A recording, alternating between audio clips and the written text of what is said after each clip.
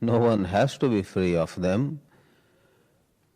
However, these two faculties of thinking and feeling are very often at loggerheads with each other. There is a division in oneself, and yesterday we said insightful living is one where this inner division is bridged, one integrates one's head and one's heart. It is something deeper than both thinking and feeling, and yet it makes thinking and feeling come in harmony with each other. And when there is this inner harmony, inner integration, there is automatically the harmonious relationship with the so-called outer world and others. So picking from the very same, carrying it further, this evening we go into some reflections on goodness and love. Both these are very popular words, ideas. We make them into ideas and concepts. Both these are so dear to everyone's heart. Our life revolves around love and goodness. We expect love and goodness from others, and we ourselves believe in enriching ourselves in love and goodness. Without love and goodness, none of us would look at life as worthwhile. But how sad these things like love and goodness, sought by every one of us every moment from our very birth, tend to be elusive. No one is able to truly grasp and live in love and goodness. So we need to examine this, and summarily in advance I may say that this evening we shall touch upon goodness and love as the natural perfume that would emanate when we do away with false fear, false insecurity, and false selfishness. Both goodness and love we shall try to show are intimately related to absence of the two drives within us, the selfishness which appears as selfish desire, and the second drive is personal fear or insecurity. Unless we understand how these two, desire and fear, are governing our thoughts, we would not be arriving at true love. We seek love, we have concepts of love, and once more we make the mistake of putting the cart before the horse, as the idiom goes. We say we love someone and someone loves us and so on. We say that there is love, we are bound by love, aren't we? And so on. We even make mission statements or pledges or some slogans. That is how whole humanity, of which we are part, works. That is how the popular propaganda of even morality operates, for one doesn't know better. It quickly appeals, and then we busy ourselves with realizing it. These have, of course, given to people some sense of love. Not only words or well-worded passages or paragraphs, some poetic compositions, but also gestures, holding each other's hands, maybe standing together in a circle, maybe all putting some flag up, we love each other, and so on. Maybe putting some single word evocative plaques or boards at places. At this place, at this office, our watchword is love. This family is together in love, and so on. We can do a home propaganda, office propaganda. We have been doing it, the speaker included. But we find that this is not adequate. Many times, with all this, something is boiling within, and it then comes to a point where people just take sticks in each other's hands. And the very people who put those posters or plaques or all those boards or slogans tear them apart and say, this has lost meaning now because of you. And that person says, that is because of you. And together, in a cooperative effort, they tear apart that slogan or that board. So I do not go about speaking in this way this evening in any cynical manner. Absolutely not. For that reason I said, I included myself. All of us have been doing this, for that is what comes within our reach easily. This going by some words, going by some definition of a purpose, and saying to each other, don't we love each other, and so on. Love has been a magic word. Goodness also has been a word of instant appeal. When we use the word good and goodness, it's for your good, I am telling you. The other person is made to say yes. Oh, is it for my goodness? Then I have to agree. For goodness is immediately acceptable. Therefore, inasmuch as these popular approaches of using the word and evoking a certain concept, evoking in each other's minds a certain picture, and then seeking cooperation towards it, has been popular, but it has not been very effective actually. Therefore, once more, we wonder what it would be to put the horse before the cart, what it would be, if at all, to bring about an inner explosion.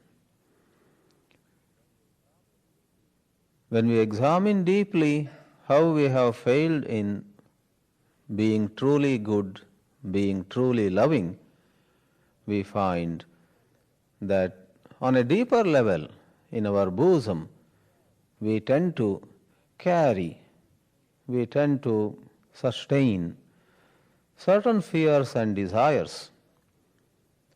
and without undoing them, we have a dressing, we have an outer touching up with a lot of noble sentiments. An inward transformation is neither attempted nor identified as necessary by most people. By and large, therefore, as all the spiritual classics say, we have been less observant of the deeper layers of our mind's working.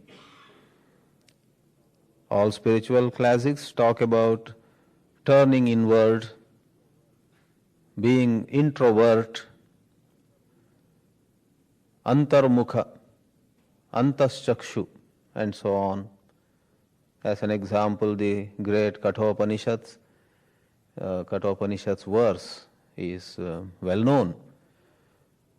Everyone almost in this world has one's vision turned outward. One rare soul looks within, seeking immortality. Paranchi khani vyatranat swayambhu tasmat parang pashyati nantaratman kaschid dhiraha pratyagatmanam aikshat avritta chakshuhu amrutatvam icchan is a oft-quoted mantra from the Kathopanishad of the Yajurveda. All look outward. Very rarely someone looks within. And that rare soul who looks within does so seeking deathlessness and so on. Very interesting. And we don't have generally much understanding of this looking inward. This looking inward, to do justice to it really, has to be of that enhanced or heightened awareness of factors within us which come in the way of true goodness or true love. In the name of love, we very often become possessive. We almost, sometimes unknowingly, use the other person, saying, I love you, and more often unknowingly, we expect that person to fulfill some ambition or desire or aspiration of ours. All of us realize this sometimes in retrospect. Yeah, I was quite possessive. And yes, it was more attachment than true love.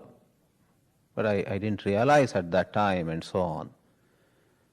If you permit me, I would give the example of one old Hindi movie where the father is insistent that his daughter marry some boy of his choice.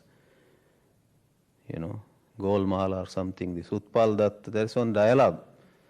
He says to his daughter, you will not marry the man whom you love. My dear one, you will marry the man whom I love.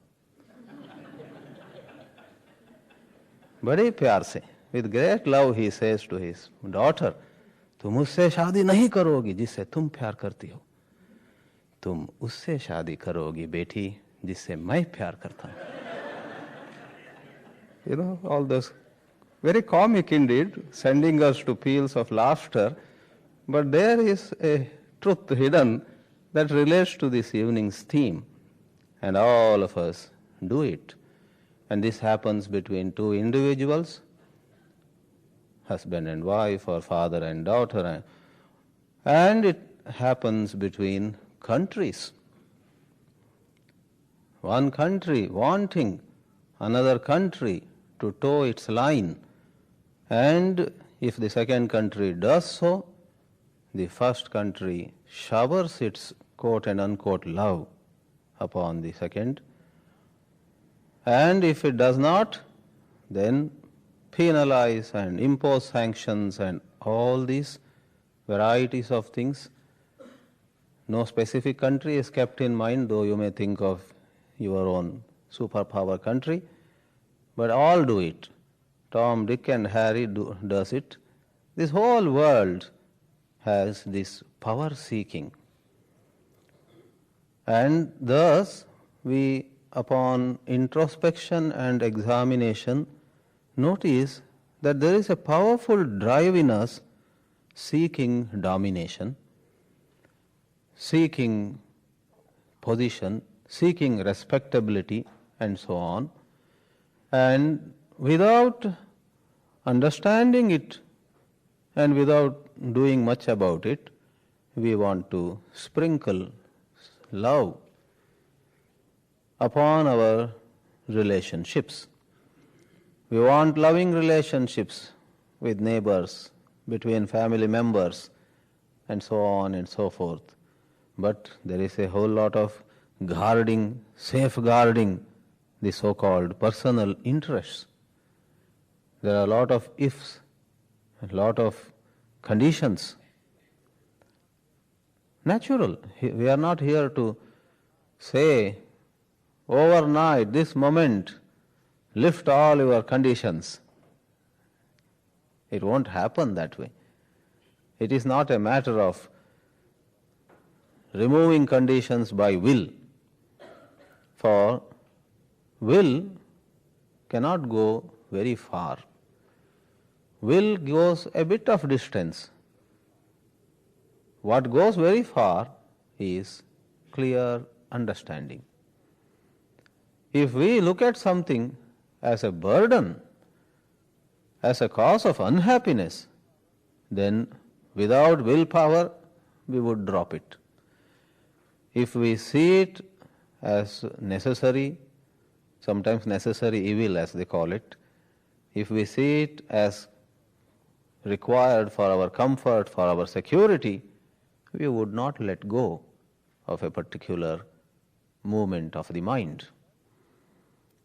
So the self in us, not the Atman, the pure self, the self, the ego, the little sense of I am this, I am that, and so on, is constantly driven by these two forces, desire and fear. And where there is desire or fear, there is no true love and there is no true goodness. Ordinarily we think of, even in spiritual parlance, quietening the mind, calming the mind. No wonder even one of the Yoga Sutras of Patanjali praises Samadhi, which is considered a cessation of all thoughts. I know it not because I have studied Yoga Sutras directly, but Sri Vidyaranya, the author of Panchadashi, quotes it, Panchadashi being a Vedanta work. He quotes Patanjali and says how Patanjali describes Samadhi, cessation of all thoughts, as Dharma Megha, a wonderful analogy. A cloud that showers virtue. This evening we are talking of goodness. In Samadhi, in the experience of utter quietude of the mind, one is so reassured, one feels so secure, one is no more in need of this prop or that support, this gratification or that praise. When one is thus utterly sufficient in oneself, true goodness flowers within. So Samadhi gives dharma. If you take dharma as one of the words for goodness, Samadhi, quietude of mind. However, if you inquire into it, can mere quietude of mind give to one true love, true goodness? Making the mind quiet, of course, makes one feel wonderful, just like deep sleep refreshes one. 10 minutes of very deep sleep, all of us know, refreshes us so well. Many times, hours of lying on the bed without getting sleep do not refresh us like that. When no thoughts are in the mind and no dream also, utter quietude, we get revived. In the same way, if one were to consciously arrive at the so-called samadhi, where there are no thoughts, nirvikalpa samadhi and all that, certainly there is a great amount of freshness. But especially in the Vedanta, this question is raised with great force. Quietude cannot transform one's within, one's judgments, one's outlooks, one's perception of the world and one's perception of oneself cannot change by a mere quietude. What is more, one may seek such experience again and again. One may seek the quietude more and more. Once one is out of that quietude, out of that mere samadhi, one may miss that. Oh, how nice it was to be in that state of absorption. Now again I see all these differences, rich and poor, the mighty and the weak, and where do I fit in? Am I among the rich or among the poor? This whole business of self-judging, have I made it in my life or am I way behind? Placing oneself as ahead or behind, etc. begins. And as we place ourselves somewhere, as thoughts become active, there is some satisfaction but some sense of inadequacy. Therefore, dipping the mind in a blissful silence certainly cannot help. When the mind is up and active, when thoughts are flowing in the medium of thoughts, one has to detect the errors in one's thinking. Therefore, in relationships, as we relate to friends, neighbors, people at work, and with society in general, can we look for those patterns of thinking where either there is seeking or there is running away. Where there is seeking and running away, there is the obstacle to true love. In one of the lines from an Upanishad, it is said, one goes for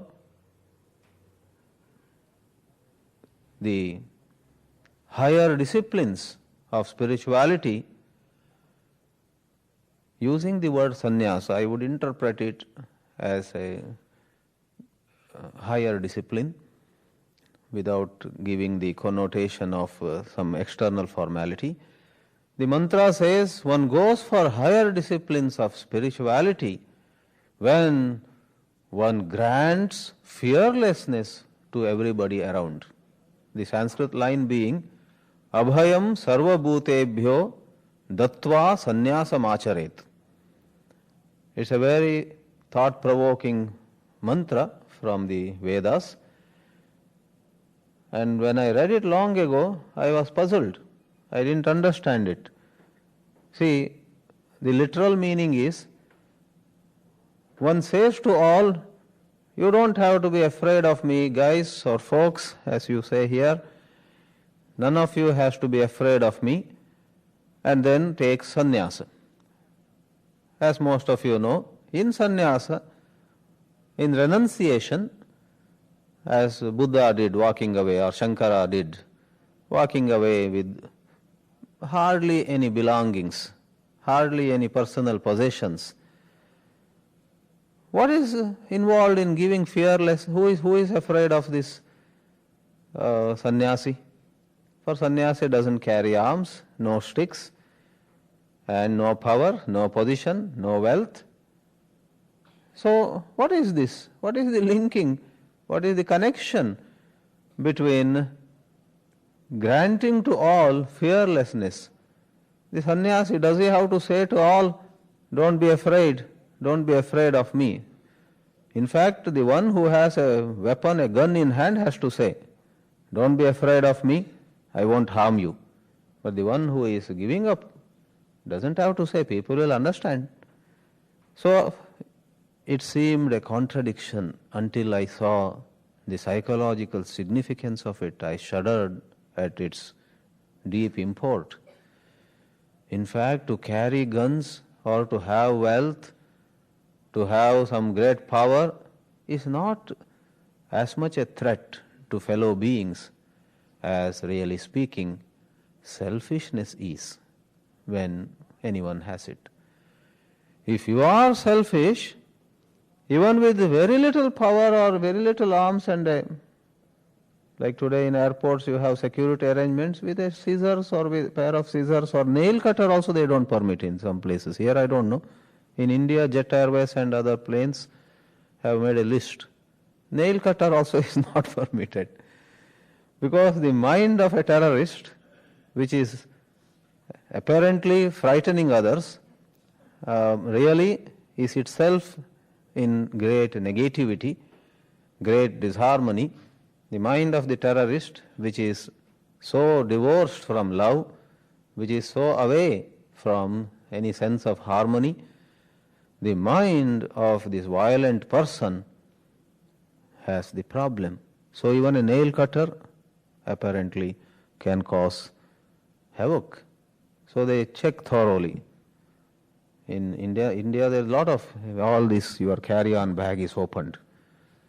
And they open like this, so one of our Swamis called it, these security people at the airports have become Narasimha and they are doing the,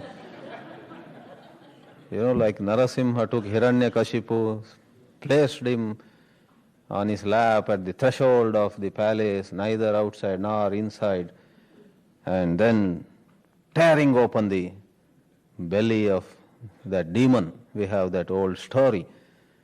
So the Swami Brahmanandji of Bangalore used to say, as we would enter some airport for some travel, now we have to face Narasimha Avatara. Your bag has any scissors or knife? Mine doesn't have. He used to joke. So it's not what you have outwardly. The Upanishads, the Vedanta, these exalted and profound works do not concern themselves much with external descriptions. One who has to practice the higher disciplines of spirituality, denoted by sannyasa, that total love of God, I seek God and nothing else, has to offer abhayam. That means I will not encroach upon anybody's mind, psychological freedom, psychological space. When we are possessive, we take away the psychological space of the other person. We do not let the other person be what he is or what she is. We want the other person to be as per a picture that we have. You got to be like that, you got to be like that, then only I shall accept you. And there is fear. The other person then feels suffocated. In lack of love, there is suffocation. You and I, though we are maybe together, working together, even living together and traveling together, etc., psychologically are not at home. And when the so-called other person, the lover or the beloved or the best friend or the partner or this and that, is away, even has gone to restroom, you breathe a little. I am a bit at peace, and once this loving person comes near, I am in trouble.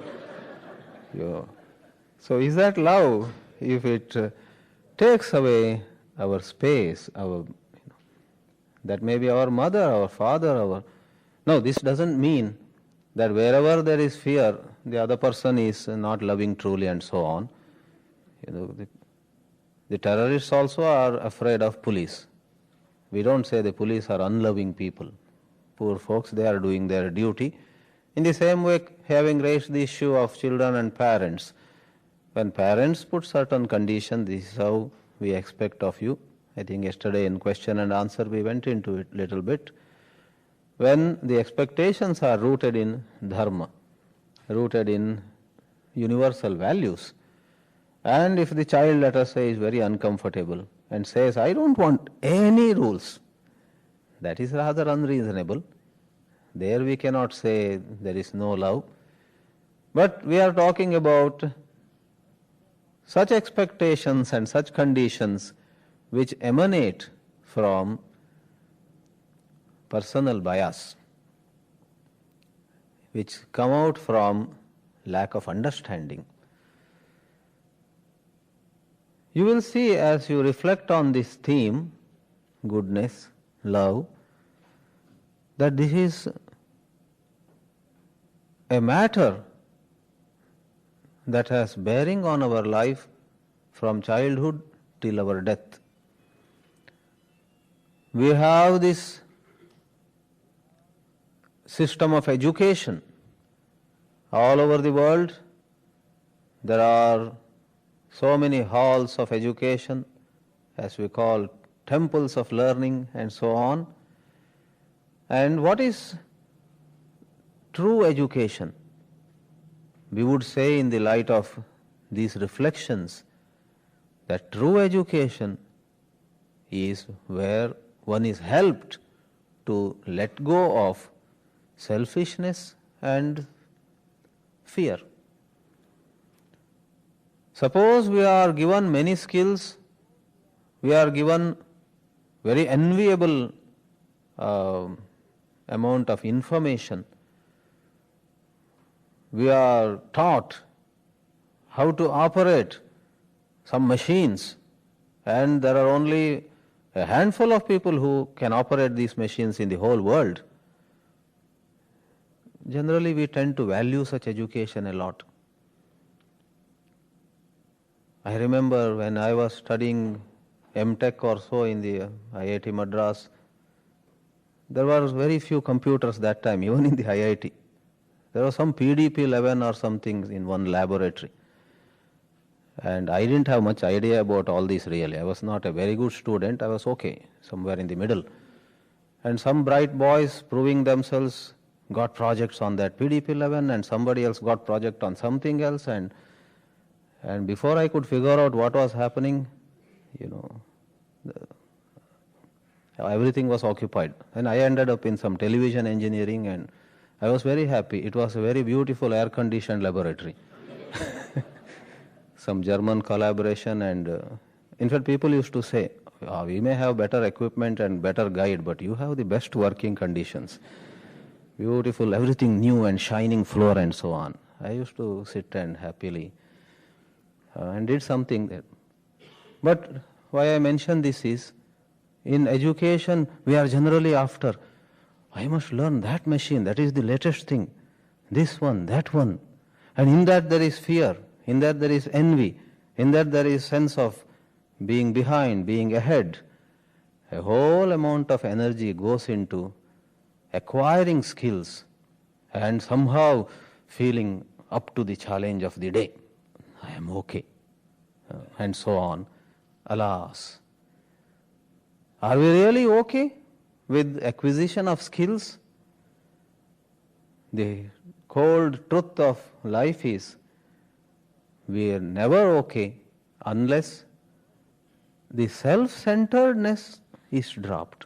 Otherwise, with all skills and with enviable acquisitions of other kinds, if there is self-centeredness, we could be most destructive.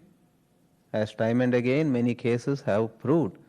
It is the very smart ones the very resourceful ones who work havoc sometimes to a whole country, to the whole world. So what is true education? Not necessarily limited to schools and colleges, but as it applies to whole of life, and not limited to what we receive from teachers and elders or some X or Y. Bring into it the self-education. For all other teachers come and go. The one teacher that is in us is oneself. We are our teachers. We are our own students. No teacher from outside is with us for 24 hours. Though in devotional sentiment many times we constantly remember, if we are devoted to some guru, we remember the guru, we make mantras also of the guru, and that shows that everybody has a certain need of constant guidance. If one is devoted to, let us say, Sri Ramakrishna as a guru, there people have the habit of Jai Sri Ramakrishna, Jai Sri Ramakrishna, especially before entering an examination hall, etc. Very common. Jai Sri Ramakrishna, Jai Ramana, Jai Chinmaya. Or we do this. We have relied on certain emotional, devotional, sentimental processes for reassuring ourselves, and I guess they give some benefit. I personally believe in psychological benefit from them and from outside too. I believe in God, I believe in God's answering our prayers, but here we are looking into the whole issue from a different angle and from a greater depth than this sentimentalism. While we do all those, how do we look at our own fears and desires? Do we just shut our eyes to this? All our divisions?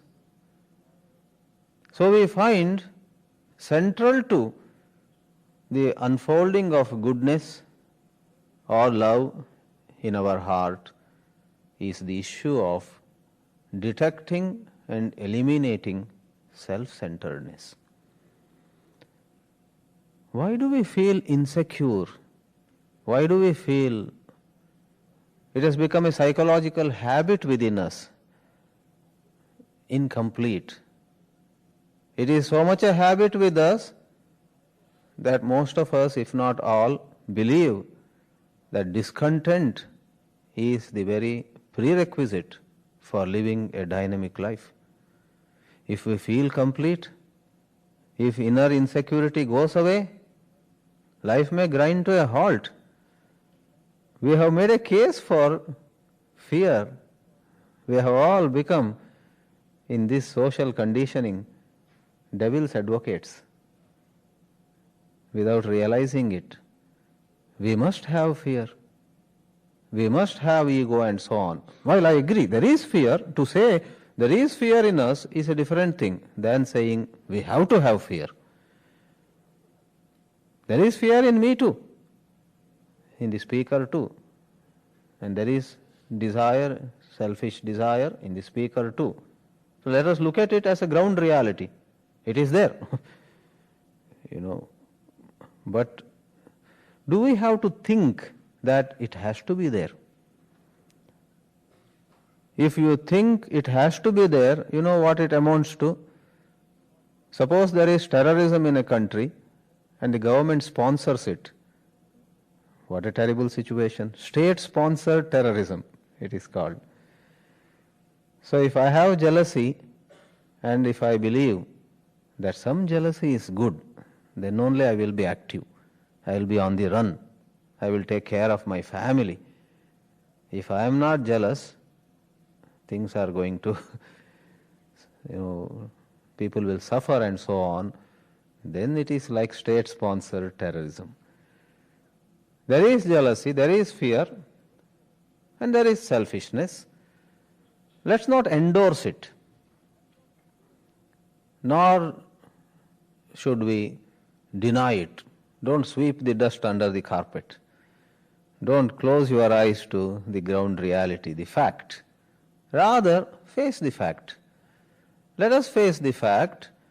Suppose scientists and engineers, doctors and attorneys, homemakers, teachers, students, all look at this deeper layer in themselves. Oh, in and through a whole lot of our daily working, the underlying current, a certain stream flowing deep within me, is a certain insecurity. I am living in fear. Outwardly, I give plastic smiles, and I do a whole lot of things, and I have a good name also. People regard me as so efficient, so able, and so well-mannered, and so on and so forth. Outwardly, I have come a long way in life. Any one of us could feel so. Born in a small village where electricity had not reached during my school days, one of us may say, I am not talking of any particular person. Today I have come a long way in life. But here we question, internally have you come a long way? In your childhood, did you truly love your classmates, your teachers? Or did you envy? Did you cry when the teacher gave more attention to another student? You say, yes, I cried once. I felt very bad. I had sleepless nights. Now how is it? After all these 4 decades, and you are coming to be an executive, after the standard of living and so many other facets have dramatically improved, do you have this envy, feeling lost? If someone else gets attention, you say, yes, I feel bad. If 2 of us have worked equally and the other guy gets more attention, the other woman is praised by the boss, I have a wave of anger rising in me. I suffer. And I have learned that it is good to suffer. It is a whole lot of thinking about that. But we would say, true goodness and love in you, in me, in everyone will flower only when we tackle this envy. How interesting, compared with the usual approach, which I called the cart before the horse, here goodness and love come from a silence. The silent mind can love. The silent mind is good. Silent, you think of silence, it is a void. Silence means emptiness. And you typically wonder, what can come from emptiness? Therefore, generally, for all this, we begin with a thought, begin with something structured. For we have always believed that from a structure rises goodness. Our faith in structures has been very firm. Once more, this is not to say dismantle the structure now. It is not at all on the plane of doing or not doing. The ground reality is all of us have certain structures. It is a fact. You cannot dismantle even if you want. If you try, as one more expression goes, you will only go from Tweedledum to Tweedledee. One structure you dismantle, in no time another structure comes. Many a time it will be from the frying pan into fire. Or from structure you will go to chaos. So it's not a matter of turning cynical and turning bitter and negative and yes, Swamiji, we are with you. You have some disappointment with your company or family or neighbors or your neighborhood. And a lecture like this, sort of endorses all your suppressed anger, and you say, yes, this whole society, samaj ko badal dalo. Chalo, we shall change the, come on, let's go on rampage and pull down all structures. Rama Rama, that would be so terrible. That would be so immature. I would say every relationship is very delicate, including the relationship between you and me now. We have a very delicate affair between us. There is great responsibility in both of us. I am not trying to generate some tension here, but please see the truth of what I am saying, because we are reflecting on life together. And even one person going berserk in a negative way can cause a lot of damage in the society. What to talk of 100 of us here? This is a very delicate affair. So no wonder in true love we would compare it with caring for a plant. Stray cattle eating it up and some other kinds of damage. Anywhere here also I am sure other forms of damage can be to a tender plant growing in your backyard. If you love that plant, you have brought a plant, let us say, all the way from a distant country. You are experimenting. I want to grow this plant in my backyard. You know how it is. Morning and evening you will take a look at it, as most of us attend to emails, which is a terrible thing. We don't attend to human beings so much as we attend to emails. Isn't it? As one of the jokes that came by email only said, in olden days fellows used to wake up at 2 a.m. and go to toilet. While coming back they would swing by the kitchen, sip a little water. Now this culture has changed. They would go to toilet and before going back to bed they'll check email once. Yeah. And God forbid, I read this email at 1:30 a.m. Those were the days. Now I have, I don't do that so often. But there were times when I too was in tension, so much work, so much pressure, trying to improve the world and jeopardizing the day, one's own daily living so much. And all kinds of 2 a.m. and all those things. So, can we attend to the plant? Can we attend to our relationships? I don't claim that I have mastered this art. These lectures are more diagnostic in nature.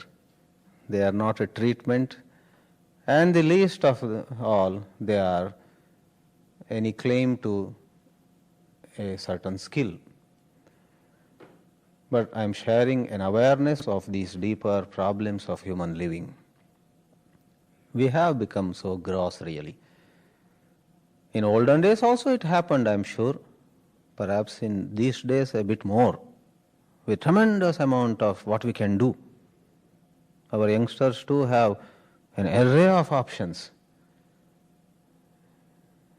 Television and internet, and many parents tell me, oh, these kids, they are either on internet or on telephone. And at some age the young boy or girl asks for a separate line for him or her. Because you fret and fume. You say to some friend who calls for the third time, why are you calling again and again? When she comes, she will return your call, leave your number. And then when your daughter comes home, she is so upset. Why did you say like that to that friend of mine? And the roof comes down. So, yes, it is true.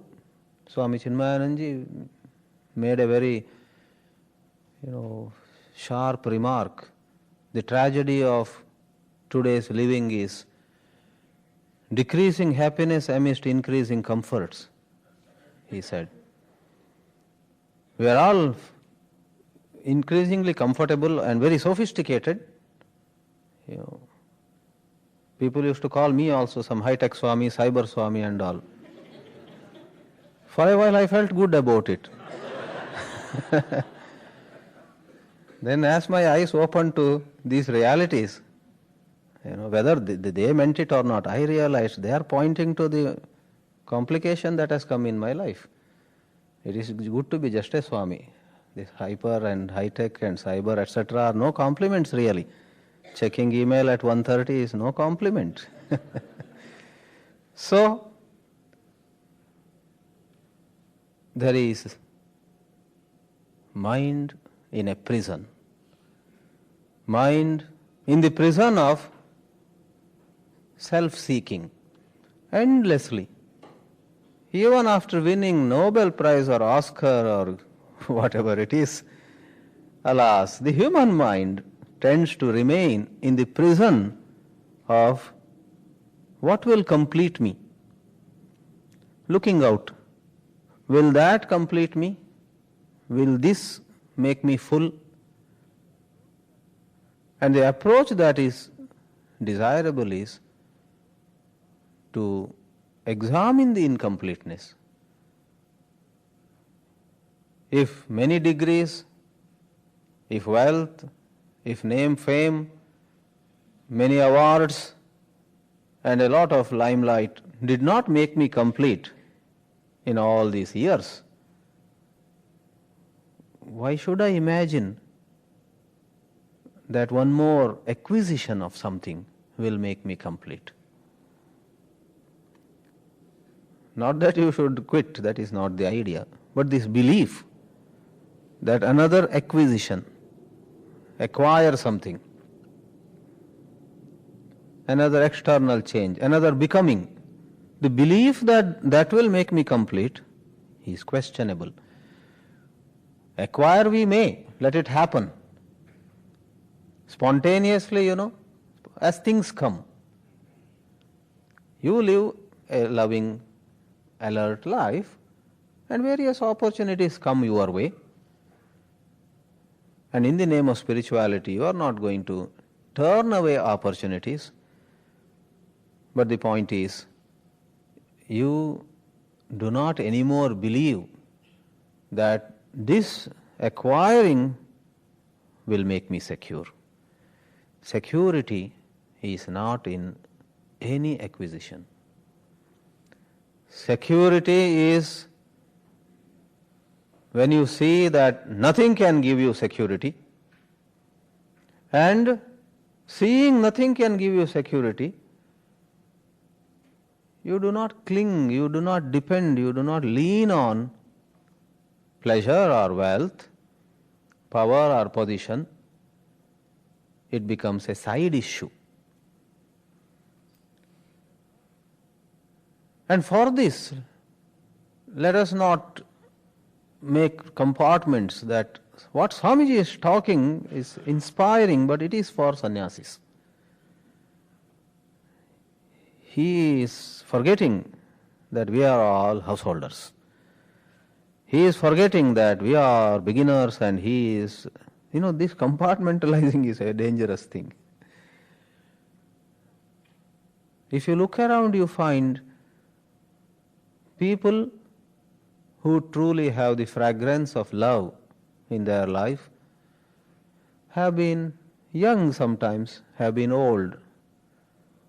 You have many examples of illiterate people living in love, or very qualified people living in love, scholars or those who don't know ABC of Sanskrit or any of those things.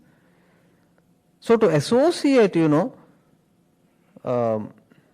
the finding of love with certain background of scholarship or some external initiation, spending some years in the Himalayas and such things, is another erroneous zone in your thinking.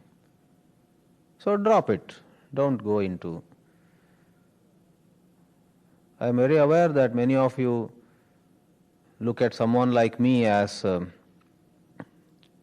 he must have lived at least 10 years in the Himalayas. People have asked me many times, Swamiji, how many years did you live on Himalayas before coming down to uplift us? Of course, I have spiced the statement a bit more, but basically they ask, how many years did you live in Himalayas? The fact of my life is, I think all put together in the whole of my life, I must have gone to Rishikesh, Haridwar, Uttarkashi maximum for some 30 days, that's all. That also on a tour. Some of you have gone more, Char Dham, etc. Someone like Sri Ramana Maharshi was in the hot sun of Tamil Nadu. But you have associations. Spirituality must be possible in the cold Himalayan heights, not eating anything and all those. Many, many ideas. So let's not bring those ideas. You examine your life without the interference of, I may not be ready for it. I need something very simple now. I need some crutches and props and supports. If you believe that you need, I am afraid you stay with them. But without that interference, if you examine a trait, a certain tendency that was with you as a young child, as a high school girl, then college, now also it is continuing. That is the thorn in the flesh, which is paining you, and no wonder, with all that you have acquired, academic qualification and this and that, with an apparent amount of service that you do, your company may give you a special plaque also, what you call outstanding service rendered in, especially this society is very good in a lot of rewarding, make everybody happy. And one morning say you don't have to come to work from tomorrow. It's a very funny thing. Yeah. Hire and fire, reward and make somebody feel very good. And another day for reasons that we cannot explain, for business reasons, something like that. It's very interesting. So, that is all superficial. The security you feel when you get this plaque of outstanding service is rather shallow. True security is when you shed your dependence on these things and you go about this in a sportive way. If awards come your way, go again and again up the platform or wherever and against the flashlights and all that, grin and show all your teeth, but come down and forget it. If you can do it, then you can find love in your heart. And then, when let us say something opposite happens, a financial loss or loss of job or some good friend doesn't talk to you anymore, there also you will again show all your teeth, grin. For you did not have this dependence. It's not a matter of grinning, but it is a matter of steadiness in the love you feel, in the absence of bitterness, in the absence of the disharmony. Mind creates this disharmony. Thoughts create this division. Various ways, again and again, the divisions are created. So, how can we come upon goodness? By discovering this silence, by arriving at this silence, which is waiting to be discovered. But we promote noise. We promote calculativeness. Our mind, in the name of being clever, being intelligent, as they use the word in a common way.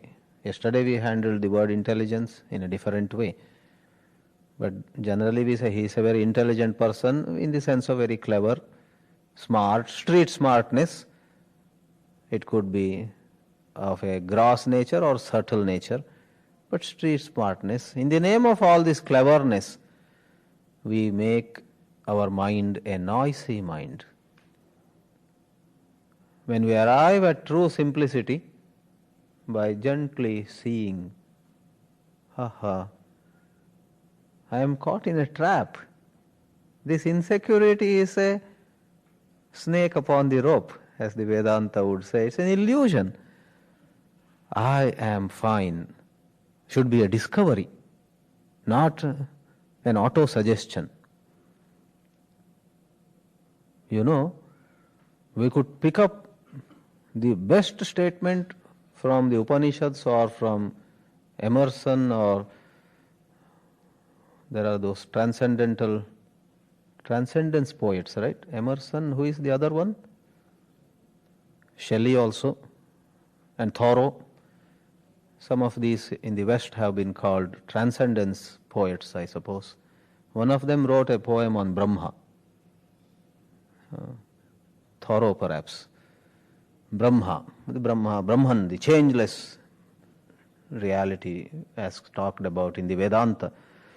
So I might pick up Sanskrit statements, or from Thoreau or Emerson, or from Ishwaran or Swami Chinmayanandji, and say to myself, I am Brahman, I am ever secure, I am the fountain of love. I do not depend on anything, I rejoice in giving. We do it. Our meditation very often takes this form. But the plain truth is, this is also a wonderful window dressing. The plain truth is, for those who bravely see it, more than saying, I am this and I am that, which are all true, you need to see how, not just in the so-called morning meditation, but at different times in the day, somebody not smiling at us makes us a bit jittery. What happened? Is it because he came to know something about me? And if yes, which of the 3 or 4 things that happened in last week to me? Like that, suppose I notice that somebody, not even a close person, not even a close contact, but she used to smile at me before, now she did not smile. Causes a jitter in me, let us say.